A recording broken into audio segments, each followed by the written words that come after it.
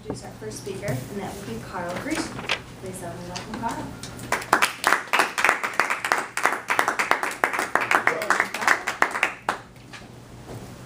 It is my pleasure today to introduce Cheryl Ketchens. She, keeping with tradition, is skipping around in the Competent Communicator Manual and is going to do project number 6. But I think you've demonstrated already enough of the speech qualities that each of those projects outlines that you can jump around without having to worry about number 1, number 2.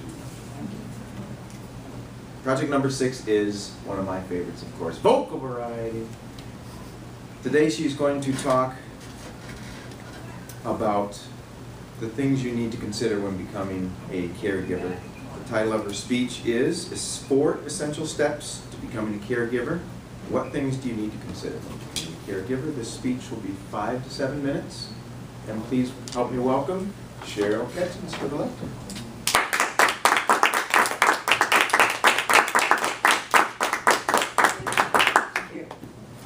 Good morning, fellow Toastmasters. Let me begin with asking each of you, have you ever, do you have someone in your family, or have you ever been a caregiver yourself? Anyone know of any caregivers? Well, a couple of people. Okay. So let me begin by telling you why I chose this particular topic. It is something that is very near and dear to my heart.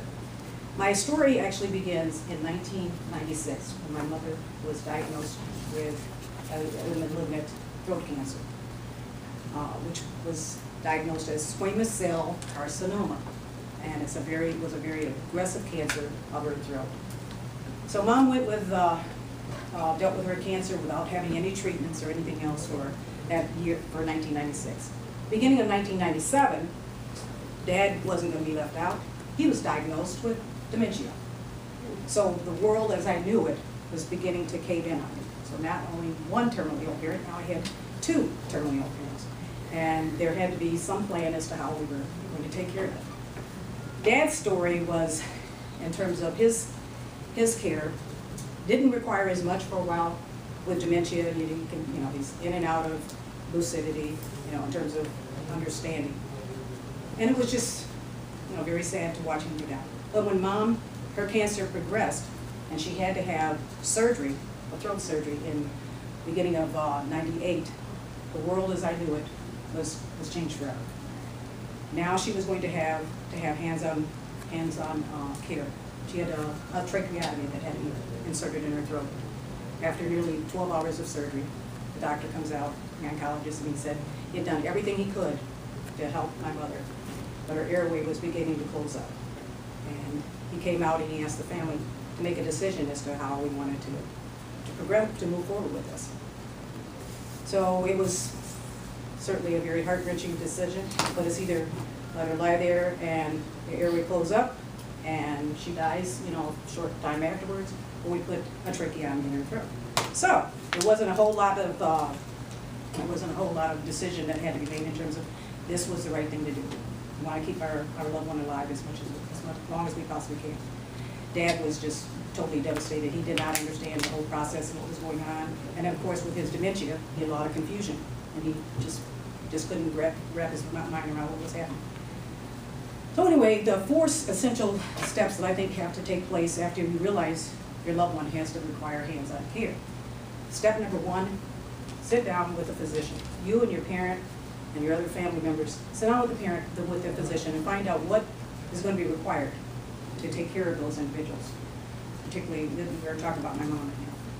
What does she need? What are we expected to do if we're looking at caring for her at home? What are our options? So those are things that you want to sit down and talk with the physician about. Step number 2, after you've determined what those options are, is to sit down with your family members, with siblings. Well, I have 8 of them. I'm the second oldest of 9. So getting everybody on the same page is not always easy. So we called our family meeting, sat down, I with my notepad, because I'm always a note taker. So you want to keep track, and you want to do that with the physician as well. Keep notes, give notes, and understand what it is that you need to do.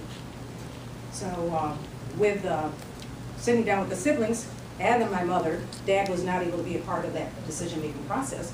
We had to figure out how we were gonna care, what were her expectations in terms of caring for them. And my mom had already said, you guys are gonna stay in the home and take care of, Dad and I are not going in caregiver homes, okay? That is just simply not an option. And she shared her own story with me about her caregiving experience with her own mother. And so I asked her how long she had done that. And she said, 1 month. So I thought, 1 month? Well, if that's all I've got to do, I can do that. Well, so we mapped out a plan for how we were going to care for the folks, who was going to come in when, the scheduling, all that. So that took place with me commuting and driving about an hour to work every day. And now I was going to become a caregiver as well. So after meeting with your siblings, step number 2, step number 3 happens. You need to go home and you need to talk with your spouse and your children.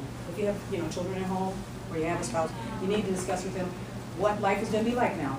Don't you have this additional responsibility? You're not going to be carefree anymore and you can't just get in the car and take off and let's be spontaneous and run away for the weekend. Oh no, those days are over. You don't realize that going in initially, but a short while afterwards, you figure out, hey, life as we know it is not going to be the same anymore. So that's an opportunity for you also to ask the family members if they want to get involved in some way. Do they want to help out and have a role? Step number 4, you want to notify your friends and other loved ones that you may have done things with and spent a lot of time with. They need to know. That's a step that I missed, and now I'm sharing with others how important it is to let your friends and other family members know what's going on. You don't just drop off the face of the earth, and they're like, where did Cheryl go? I haven't heard from her. I thought we could spend some time together and have some fun, like we used to. So let's review those steps. Step number 1. Does anybody remember what step number 1 was? Meet with the doctor. Meet with the doctor. Very good. Thank you. How about step number 2? Meet with the family. Meet with the siblings or the family. That's exactly right. So step number 1, sit down with the physician.